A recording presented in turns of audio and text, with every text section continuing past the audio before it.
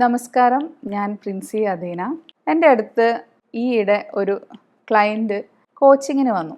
അപ്പോൾ കോച്ചിങ്ങിന് വന്ന സമയത്ത് ഇവരെക്കുറിച്ചുള്ള കാര്യങ്ങളൊക്കെ ഇങ്ങനെ സംസാരിക്കുന്ന സമയത്ത് എൻ്റെ കോച്ചിയുടെ സിസ്റ്ററുടെ, അവരുടെ സഹോദരിയുടെ ഫാമിലി മാറ്റർ ഇങ്ങനെ സംസാരിക്കാൻ ഇട വന്നു. അപ്പോൾ അതിൻ്റെ അടിസ്ഥാനത്തിലാണ് ഞാൻ ഈ വീഡിയോ ചെയ്യുന്നത്. പ്രൈവസി പ്രോബ്ലം ഉള്ളതുകൊണ്ട് ഞാൻ എൻ്റെ ക്ലയൻറ്റിൻ്റെ സിസ്റ്ററിന് സ്മിത എന്നുള്ള പേരാണ് ഇവിടെ കൊടുക്കുന്നത്. ഈ സ്റ്റോറി പറയുമ്പോൾ ഞാൻ സ്മിത എന്നാണ് അവരെ പരാമർശിക്കുന്നത്. അപ്പോൾ സ്മിത ഉന്നത വിദ്യാഭ്യാസമുള്ള ഒരു സ്ത്രീയാണ്. ആവറേജ് ആയിട്ടുള്ള ഒരു ഫാമിലിയിൽ നിന്നാണ് അവർ വരുന്നത്. നല്ല സെൽഫ് റെസ്പെക്റ്റ് ഒക്കെ ഉള്ള ഒരാളാണ്. അങ്ങനെ സ്മിതയുടെ കല്യാണമൊക്കെ ഫിക്സ് ചെയ്തു. അറേഞ്ച്ഡ് മാരേജ് ആയിരുന്നു. അങ്ങനെ ഏതാണ്ട് ഒരാഴ്ചയൊക്കെ കഴിഞ്ഞപ്പോൾ ഹസ്ബൻഡായിട്ട് ചെറിയ ചെറിയ പ്രശ്നങ്ങളൊക്കെ അവർക്ക് വരാൻ തുടങ്ങി. അപ്പോൾ നോക്കുന്ന സമയത്ത് കല്യാണത്തിന് മുൻപ് സംസാരിച്ച ആളേ അല്ലായിരുന്നു കല്യാണത്തിന് ശേഷം അവരുടെ ഹസ്ബൻഡിൻ്റെ ഒരു ക്യാരക്ടർ എന്ന് പറയുന്നത്. പക്ഷെ അദ്ദേഹത്തിൻ്റെ ഫാമിലിയിലുള്ള മെമ്പേഴ്സ്, അതായത് അദ്ദേഹത്തിൻ്റെ സഹോദരിയായിട്ട് നല്ല ഐക്യമാണ്, ബ്രദറായിട്ടും നല്ല സ്നേഹത്തിലാണ്, ബ്രദറിൻ്റെ ഭാര്യ, അവരുടെ കുട്ടികളൊക്കെ ആയിട്ട് നല്ല ബന്ധമാണ്. അങ്ങനെ ബാക്കിയുള്ള ഫാമിലി മെമ്പേഴ്സ്, സുഹൃത്തുക്കൾ, അങ്ങനെ എല്ലാവരോടും വളരെ നല്ല ഐക്യത്തിൽ പോകുന്നു. വളരെ എന്താ പറയുക, ഒരു ജനസമ്മതിയുള്ളൊരു വ്യക്തിയാണെന്ന് വേണമെങ്കിൽ പറയാം. അപ്പം ഈ ഫാമിലി മെമ്പേഴ്സിൻ്റെ അടുത്തൊക്കെ വളരെ സ്നേഹത്തിലൊക്കെ നിൽക്കുന്ന വ്യക്തി ആയതുകൊണ്ട് തന്നെ അത് മാക്സിമം ചൂഷണം ചെയ്യുന്ന ആൾക്കാരും ഇതിൻ്റെ കൂടെ ഉണ്ടായിരുന്നു. അതൊന്നും ഇദ്ദേഹത്തിൻ്റെ സ്മിതയുടെ ഹസ്ബൻഡിനെ സംബന്ധിച്ചിടത്തോളം വലിയ വിഷയമൊന്നും ആയിരുന്നില്ല. സ്മിതയുടെ ഭർത്താവിൻ്റെ സുഹൃത്തുക്കളോ അല്ലെങ്കിൽ അവരുടെ അമ്മയോ ചേട്ടനോ ചേട്ടൻ്റെ ഭാര്യയോ എല്ലാം പറയുന്നത് കേട്ടിട്ട് വീട്ടിലിങ്ങനെ ഓരോരോ പ്രശ്നങ്ങൾ ഇങ്ങനെ ഉണ്ടാവാൻ തുടങ്ങി. പക്ഷേ ഇദ്ദേഹം സ്മിതയോട് മാത്രം മോശമായിട്ടുള്ളൊരു പെരുമാറ്റമാണ്, അതായത് ഒരു സ്ലേവിനെ പോലെ സ്മിതയോട് പെരുമാറാൻ തുടങ്ങി. അത്തരത്തിലുള്ളൊരു ആറ്റിറ്റ്യൂഡാണ് പുള്ളിക്കാരന് സ്മിതയോട് ഉണ്ടായിട്ടുള്ളത്. സ്മിതയെ അടിക്കുക, ഒറ്റപ്പെടുത്തുക, ബാക്കിയുള്ള ഫാമിലി മെമ്പേഴ്സിൻ്റെ കൂടെ ചേർന്ന് ഒറ്റപ്പെടുത്തുക, മോശമായ രീതിയിൽ സംസാരിക്കുക. ഈ രീതിയിൽ ഇങ്ങനെ തുടക്കത്തിൽ തന്നെ ഈ രീതിയിലാണ് കാര്യങ്ങളൊക്കെ പോയിക്കൊണ്ടിരുന്നത്. അങ്ങനെ സ്മിത അവരുടെ വീട്ടുകാരോടൊക്കെ ഈ കാര്യം പറഞ്ഞു.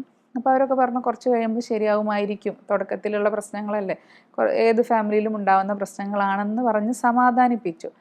അങ്ങനെ പോയിക്കൊണ്ടിരിക്കുന്ന സമയത്ത് സുഹൃത്തുക്കളൊക്കെ ആയിട്ട് മദ്യപാനം അതൊക്കെ കൂടുതലായപ്പോൾ ഇത് ശരിയാവില്ല എന്ന് സ്മിത പറഞ്ഞു തുടങ്ങിയതിൻ്റെ പേരിൽ വീണ്ടും വീണ്ടും പ്രശ്നങ്ങളൊക്കെ തുടങ്ങി.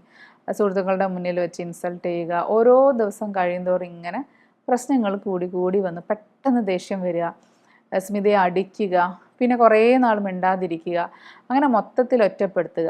ഈ രീതിയിലൊക്കെയുള്ള പെരുമാറ്റങ്ങൾ സ്മിതയുടെ ഭർത്താവിൽ നിന്ന് സ്മിതയ്ക്കുണ്ടായി. സ്മിതയ്ക്ക് ഒരു 50 പവൻ്റെ സ്വർണം വീട്ടിൽ നിന്ന് കൊടുത്തിട്ടുണ്ടായിരുന്നു കല്യാണ സമയത്ത്.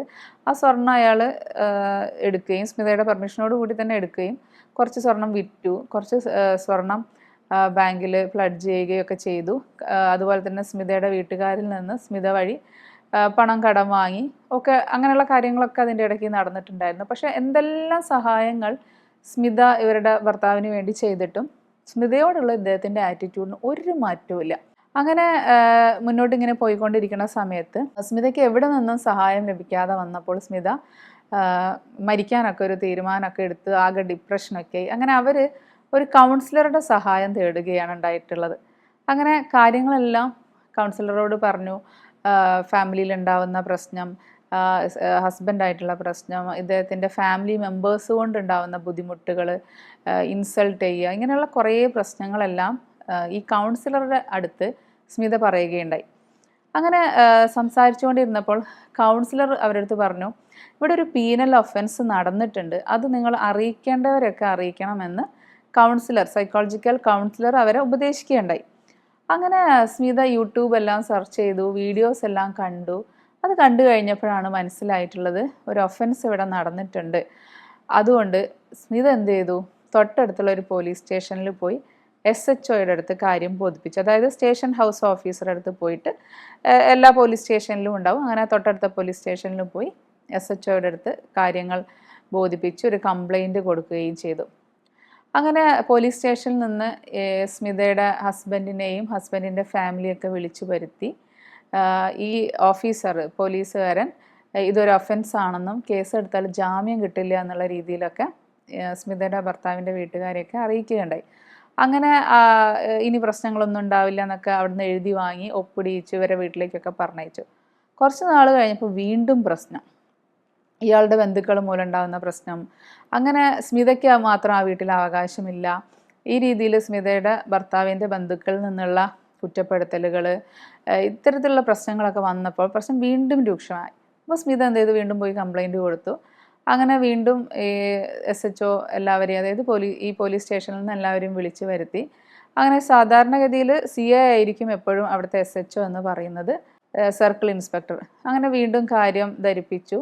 അങ്ങനെ പോലീസ് ഓഫീസർ സ്മിതയുടെ ഹസ്ബൻഡിൻ്റെയും വീട്ടുകാരുടെ അടുത്ത് പറഞ്ഞു, ഇങ്ങനെ പോയാൽ കളി കാര്യമാകും എന്നൊക്കെ പറഞ്ഞിട്ട് വാണിംഗ് കൊടുത്തു.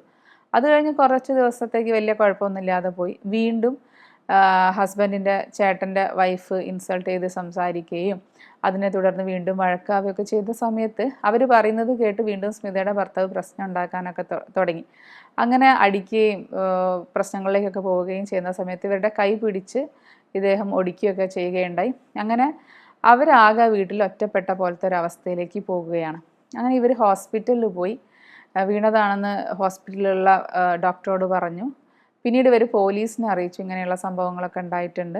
അങ്ങനെ പോലീസുകാർ പറഞ്ഞു ഹോസ്പിറ്റലിൽ അഡ്മിറ്റ് ചെയ്യാൻ പറഞ്ഞു. അങ്ങനെ വീണ്ടും കംപ്ലൈൻറ്റ് രജിസ്റ്റർ ചെയ്തു. വീണ്ടും സ്മിതയുടെ ഹസ്ബൻഡിനെയും വീട്ടുകാരെയൊക്കെ പോലീസ് വിളിപ്പിക്കുകയും കേസ് എടുക്കുകയും അങ്ങനെ അവരെല്ലാവരെയും പിടിച്ചുകൊണ്ട് പോവുകയൊക്കെയാണ് ചെയ്തത്. അങ്ങനെ അവർക്ക് ജാമ്യം കിട്ടിയില്ല. അങ്ങനെ വന്നപ്പോൾ സ്മിതയുടെ കാല് പിടിച്ച് കേസ് തീർപ്പാക്കാൻ ഇവർ തീരുമാനിച്ചു. അപ്പോൾ പോലീസ് പറഞ്ഞു കേസ് ഇനി തീർപ്പാക്കാനൊന്നും പറ്റില്ല. അങ്ങനെയുള്ള കാര്യങ്ങൾ മുന്നോട്ട് ഇങ്ങനെ പോയിക്കൊണ്ടിരിക്കുകയാണ്. അപ്പോൾ ബാക്കി ഞാൻ പറയാം. ആദ്യം ഈ ഒരു കേസിൻ്റെ നിയമവശം പറയാം, അത് കഴിഞ്ഞ് ഇതിൻ്റെ സൈക്കോളജി വശം പറയാം. ഈ പെൺകുട്ടി ഇവിടെ ഫേസ് ചെയ്തത് ഡൊമസ്റ്റിക് വയലൻസ് ആണ്. അതായത് സ്മിത ഫേസ് ചെയ്തിട്ടുണ്ടായിരുന്നത് ഡൊമസ്റ്റിക് വയലൻസ് ആണ്. ഈ നിയമത്തെക്കുറിച്ചിട്ടൊക്കെ ഏകദേശ ധാരണ നമുക്കൊക്കെ ഉണ്ട്. ഈ നിയമം സ്ത്രീയുടെ സംരക്ഷണത്തിന് വേണ്ടിയിട്ടുള്ളതാണ് എന്നുള്ളതൊക്കെ എല്ലാവർക്കും അറിയാം. എന്തൊക്കെയാണ് ഗാർഹിക പീഡനത്തിൻ്റെ പരിധിയിൽ വരുന്നത്, അതായത് ഡൊമസ്റ്റിക് വയലൻസ് അല്ലെങ്കിൽ ഗാർഹിക പീഡനം എന്ന് പറയുന്ന ഈ നിയമത്തിൻ്റെ പരിധിയിൽ വരുന്ന കാര്യങ്ങൾ: ശാരീരികമായിട്ടുള്ള പീഡനം, മാനസികമായിട്ടുള്ള പീഡനങ്ങൾ, ലൈംഗിക പീഡനങ്ങൾ, സാമ്പത്തിക പീഡനങ്ങളെല്ലാം ഈ ഒരു ഡൊമസ്റ്റിക് വയലൻസിൻ്റെ അണ്ടറിൽ വരുന്നതാണ്. അപ്പം ഒരുപാട് ക്രൈം രജിസ്റ്റർ ചെയ്തിട്ടുള്ള ഒരു സെക്ഷനും കൂടിയാണ് 498A അഥവാ BNS 85, ഭാരതീയ നിയമ സംഹിതയിലെ 85-ാം വകുപ്പാണിത്. വിവാഹം ചെയ്തു പോകുന്ന സ്ത്രീകൾ അല്ലെങ്കിൽ പെൺകുട്ടികൾ, അതുമല്ലെങ്കിൽ അടുത്ത കാലത്തെ കോടതി വിധി പ്രകാരം ലിവിങ് ടുഗദർ റിലേഷനിൽപ്പെട്ട ഒരു സ്ത്രീക്കും ഈ നിയമത്തിൻ്റെ സംരക്ഷണം ലഭിക്കുന്നതാണ്. ഈ നിയമപ്രകാരം ഭർത്താവിനാലോ ഭർത്താവിൻ്റെ ബന്ധുക്കളാലോ പീഡനം അനുഭവിക്കുന്ന സ്ത്രീകൾക്ക് ക്രിമിനൽ കേസ് ഫയൽ ചെയ്യാവുന്നതാണ്. ഇതിൽ ഭർത്താവിനെതിരെയും, ഭർത്താവിൻ്റെ ബന്ധുക്കൾ എന്ന് പറയുമ്പോൾ അത് ഭർത്താവിൻ്റെ അമ്മയാവാം, അച്ഛനാവാം, ഭർത്താവിൻ്റെ ചേട്ടനാവാം, അമ്മാവനാവാം, സഹോദരിയാവാം, ആരുമായിക്കോട്ടെ ഈ നിയമപ്രകാരം ശിക്ഷയ്ക്ക് അർഹരാണ്. ഡൊമസ്റ്റിക് വയലൻസ് എന്ന് പറയുന്നത് അടി, ഇടി, തലയ്ക്കടിക്കുക, ഇങ്ങനെ ഏതെങ്കിലും രീതിയിൽ ശാരീരികമായിട്ടുള്ള പീഡനം ഉണ്ടെങ്കിൽ മാത്രമേ ഡൊമസ്റ്റിക് വയലൻസ് ആവുകയുള്ളൂ എന്നാണ് പലരും ധരിച്ചു വെച്ചിരിക്കുന്നത്. പക്ഷെ അങ്ങനെയല്ല. നമ്മൾ നോർമലൈസ് ചെയ്യുന്ന പല കാര്യങ്ങളും ഡൊമസ്റ്റിക് വയലൻസിൽ വരുന്നതാണ്. അതായത് മോശം വാക്കുകൾ ഉപയോഗിക്കുക, തെറികൾ വിളിക്കുക, ഇറ്റ്സ് നോട്ട് നോർമൽ. അങ്ങനെ മോശം വാക്കുകൾ ഉപയോഗിച്ച് ഹേർട്ട് ചെയ്യാൻ ആർക്കും അവകാശമില്ല. വാക്കുകൾ കൊണ്ട് മാനസികമായിട്ട് പീഡിപ്പിക്കുക, ഫോണിലൂടെ ചീത്ത വിളിക്കുക, മറ്റു ആളുകളുടെ മുന്നിൽ വെച്ച് അവഹേളിക്കുക, അങ്ങനെ സ്ത്രീ നേരിടുന്ന മാനസികമായിട്ടുള്ള സംഘർഷങ്ങളും ബുദ്ധിമുട്ടുകളും എല്ലാം ഈ നിയമത്തിൻ്റെ പരിധിയിലാണ് വരുന്നത്. അത് ബന്ധുക്കളാണ് ചെയ്യുന്നത് എങ്കിൽ പോലും, ഭർത്താവിൻ്റെ ബന്ധുക്കളാണ് ചെയ്യുന്നതെങ്കിൽ പോലും ഈ നിയമത്തിൻ്റെ പരിധിയിലാണ് വരുന്നത്. ഇതിൽ ലൈംഗിക പീഡനങ്ങൾ ഭർത്താവിൽ നിന്നോ അല്ലെങ്കിൽ ഭർത്താവിൻ്റെ ബന്ധുക്കളിൽ നിന്നോ ആയാലും ശിക്ഷയ്ക്ക് അർഹരാണ്. സാമ്പത്തിക പീഡനത്തെക്കുറിച്ച് പറയുകയാണെങ്കിൽ മിക്കവാറും മാനസിക പീഡനങ്ങൾക്ക് കാരണമാകുന്ന കാര്യം സ്ത്രീധനമാണ്. അപ്പോൾ സ്വത്ത് സംബന്ധമായ പ്രശ്നങ്ങളും ഇതിൽപ്പെടും. ഭാര്യയ്ക്ക് തൻ്റെ വീട്ടിൽ നിന്ന് കിട്ടിയിട്ടുള്ള സ്വർണ്ണാഭരണങ്ങൾ അത് വിൽക്കുക, അല്ലെങ്കിൽ അത് ഭാര്യയുടെ സമ്മതപ്രകാരം ആണെങ്കിൽ പോലും പിന്നീട് തിരിച്ചു നൽകാതിരിക്കുക, ഭാര്യയെ ജോലിക്ക് വിടാതിരിക്കുക, ഭാര്യയുടെ വരുമാനം ആവശ്യപ്പെടുക, ഭാര്യയുടെ ആവശ്യങ്ങൾക്ക് ആ വരുമാനം ഉപയോഗപ്പെടുത്താൻ സമ്മതിക്കാതിരിക്കുക, ഭാര്യയുടെ അച്ഛനോ അമ്മയ്ക്കോ സഹായം നൽകുന്നതിന് എതിർപ്പുകൾ പ്രകടിപ്പിക്കുക. അത് ഭർത്താവ് തന്നെ പ്രകടിപ്പിക്കണമെന്നില്ല, ഭർത്താവിൻ്റെ ബന്ധുക്കൾ നിന്നാണെങ്കിൽ പോലും ശിക്ഷയ്ക്ക് അർഹരാണ്. നിയമപ്രകാരം അവർക്ക് പ്രൊട്ടക്ഷൻ ലഭിക്കുന്നതിനാണ്, അതായത് സ്ത്രീകൾക്ക് പ്രൊട്ടക്ഷൻ ലഭിക്കുന്നതിനാണ് ഈ ഒരു നിയമമുള്ളത്. അപ്പോൾ ഒരു സ്ത്രീക്ക് വേണമെങ്കിൽ ഇത്തരത്തിലുള്ള പ്രൊട്ടക്ഷൻ ലഭിക്കാൻ നേരിട്ട് പോലീസ് സ്റ്റേഷനിലെത്തി പരാതി നൽകാവുന്നതാണ്. അതല്ലെങ്കിൽ 100-ലോ 112-ലോ 100-ലോ 112-ലോ വിളിച്ച് HSOയുടെ നമ്പർ ആവശ്യപ്പെടാം. അതായത് ഹൗസ് സ്റ്റേഷൻ ഓഫീസറുടെ നമ്പർ ആവശ്യപ്പെടാം. എമർജൻസി സിറ്റുവേഷനിൽ വേണമെങ്കിൽ 100-ലോ 112-ലോ വിളിച്ച് സഹായം എടുക്കാവുന്നതാണ്. അപ്പോൾ ഡൊമസ്റ്റിക് വയലൻസ് ആക്ട് എന്ന് പറയുന്നത് സ്ത്രീയെ സംരക്ഷിക്കുന്ന നിയമമാണ്. അപ്പോൾ ആ സ്ത്രീ ഭർത്താവിൻ്റെ വീട്ടിൽ ഭർത്താവും അദ്ദേഹത്തിൻ്റെ വീട്ടുകാരും ആ വീടിനകത്ത് ആ സ്ത്രീക്ക് സ്വസ്ഥതയും സമാധാനവുമായിട്ട് ജീവിക്കാനുള്ള അന്തരീക്ഷം ഉറപ്പാക്കാൻ വേണ്ടിയിട്ടാണ് ഒരു നിയമം ഉദ്ദേശിക്കുന്നത്. ഇനി ഡൊമസ്റ്റിക് വയലൻസ് ആക്ട് പ്രകാരം ലഭിക്കുന്ന ശിക്ഷകൾ എന്തൊക്കെയാണ്? ഒന്ന്, ഈ ആക്ട് പ്രകാരം 3 വർഷം വരെ ശിക്ഷയും ഫൈനും ലഭിക്കും. രണ്ടാമത്തത്, അണ്ടർ ഡൗറി പ്രൊഹിബിഷൻ ആക്ട് പ്രകാരം 5 വർഷം തടവും പിഴയും ഉണ്ടാവും. ക്രിമിനൽ ബ്രീച്ച് ഓഫ് ട്രസ്റ്റ്, അതായത് ഭാര്യയുടെ സ്വർണം ക്രയവിക്രയം ചെയ്തതിന് IPC 406, BNS 315, BNS 316, അതായത് ഭാരതീയ നിയമസംഹിതയിലെ 315ഉം 316ഉം പഴയ IPC 406 ഈ വകുപ്പുകൾ പ്രകാരം 3 വർഷം തടവും ഫൈനും അവർക്ക് ലഭിക്കും. ഇനി പ്രേരണാ കുറ്റത്തിനും ശിക്ഷ ലഭിക്കുന്നതാണ്. 3 വർഷം തടവും പിഴയുമാണ്. അതായത് ഈ വ്യക്തിയെ കുറ്റം ചെയ്യാൻ പ്രേരിപ്പിക്കുക, അതായത് ഭാര്യയെക്കുറിച്ച് കുറ്റങ്ങൾ ഭർത്താവിൻ്റെ അടുത്ത് പറഞ്ഞ് അവർ തമ്മിൽ പ്രശ്നങ്ങൾ സൃഷ്ടിക്കാൻ വേണ്ടിയിട്ട്, അത് ബന്ധുക്കളാവാം, സുഹൃത്തുക്കളാവാം, കുട്ടികളാണെങ്കിൽ പോലും ഒരു നുണ പറയുക, തെറ്റിദ്ധരിപ്പിക്കുക, ഭർത്താവിനെ തെറ്റിദ്ധരിപ്പിച്ച് എന്ത് ചെയ്യുക, ഭാര്യയും ഭർത്താവും തമ്മിൽ പ്രശ്നങ്ങൾ ഉണ്ടാക്കുക, ഒരു സ്വസ്ഥതയില്ലാത്ത ജീവിതം, പ്രശ്നങ്ങൾ സൃഷ്ടിക്കാൻ വേണ്ടി ഇവർക്കിടയിലേക്ക് ആരൊക്കെ ശ്രമിക്കുന്നോ അതൊക്കെ പ്രേരണാ കുറ്റത്തിൻ്റെ അണ്ടറിൽ വരുന്നതാണ്. ഈ കുറ്റകൃത്യം ചെയ്യുന്നതിൽ പലർക്കും ഇതൊരു ഒഫൻസ് ആണെന്ന് അറിയില്ല. പലപ്പോഴും വിവാഹം കഴിച്ചു പോകുന്ന വീട്ടിൽ പുരുഷനാൽ തന്നെ പീഡിപ്പിക്കപ്പെടണമെന്നില്ല. ആ വീട്ടിലെ മറ്റു സ്ത്രീകളാൽ പോലും പീഡനം ഏറ്റുവാങ്ങുന്ന ഒരുപാട് ആൾക്കാരുണ്ട്. It is A non bailable offence. പലർക്കും ഇതിൻ്റെ നിയമവശം അറിയാത്തത് കൊണ്ട് ഈ ഒരു കുറ്റകൃത്യം ചെയ്യുകയാണ്. ഇത് ജാമ്യം വരെ കിട്ടാത്ത ഒരു വകുപ്പാണ്.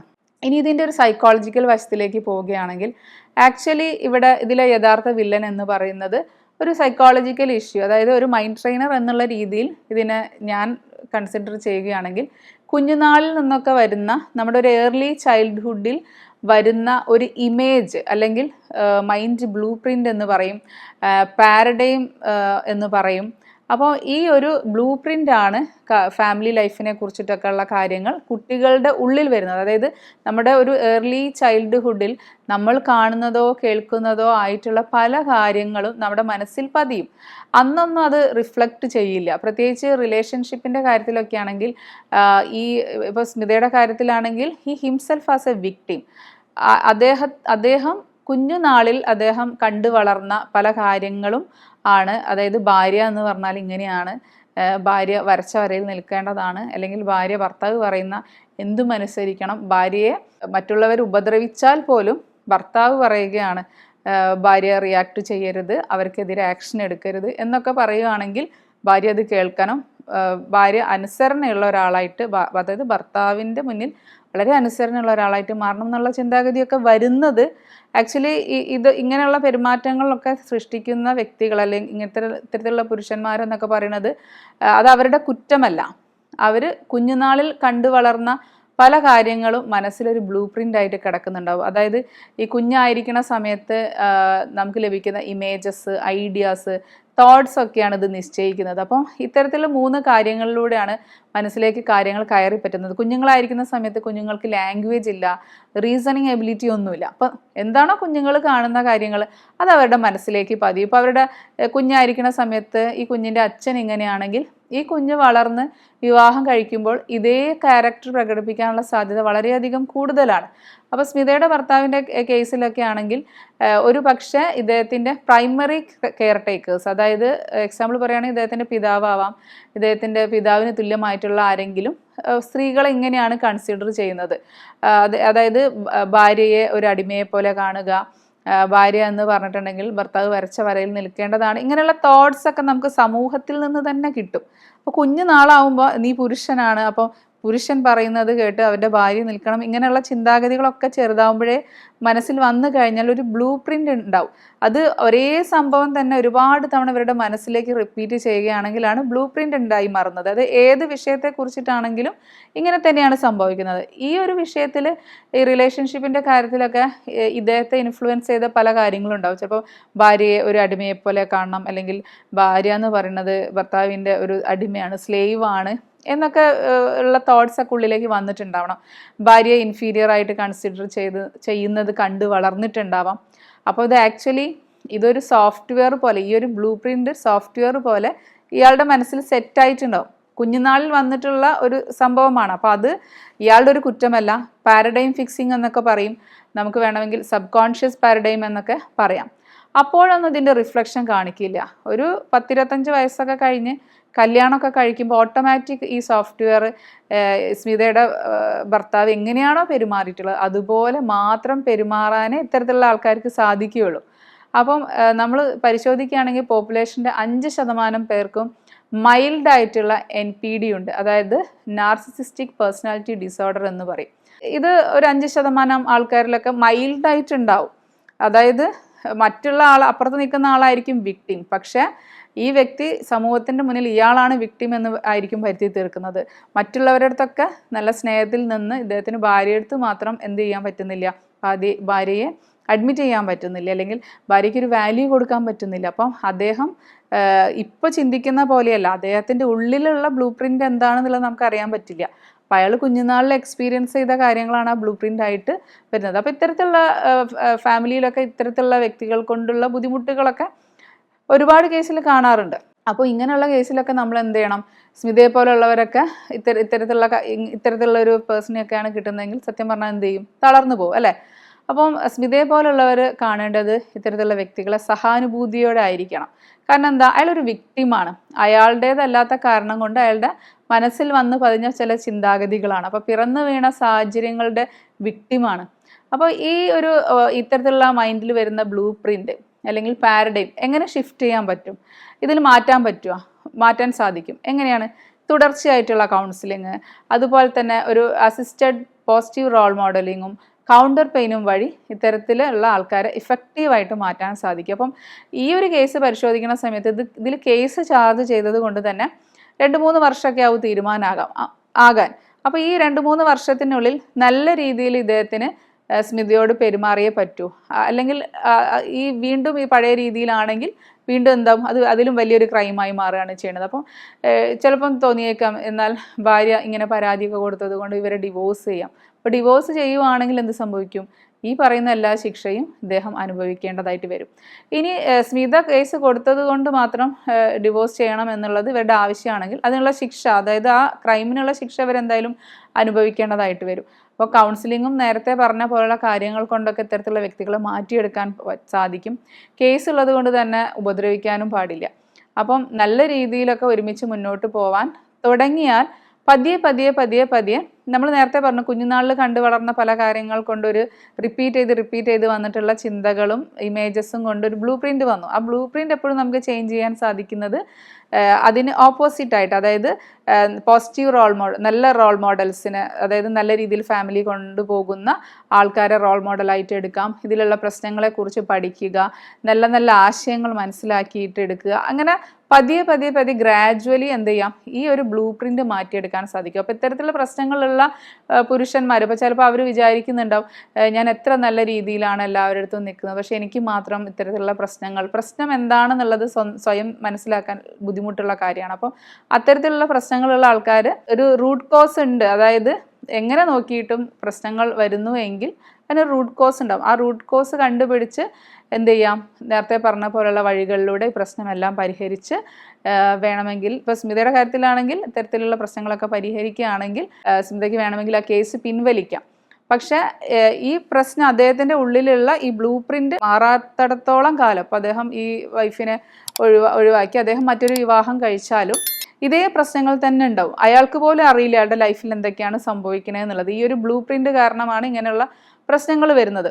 ഇത് റിലേഷൻഷിപ്പിൻ്റെ കാര്യത്തിലാണ്. നമ്മുടെ ലൈഫിൽ ഏതൊരു നല്ല കാര്യമാണെങ്കിലും ചീത്ത കാര്യങ്ങളാണെങ്കിലും നമ്മുടെ കുഞ്ഞുനാളിൽ വന്നിട്ടുള്ള ബ്ലൂ പ്രിൻറ്റിനനുസരിച്ച് ആയിരിക്കും ഇത്തരത്തിലുള്ള അനുഭവങ്ങൾ ഉണ്ടാകുന്നത്. ഇത്തരത്തിലുള്ള പ്രശ്നങ്ങൾ ഫേസ് ചെയ്യുന്നവരുണ്ടെങ്കിൽ ഉടനെ നിയമ നടപടികൾ സ്വീകരിക്കാതിരിക്കരുത്. താങ്ക്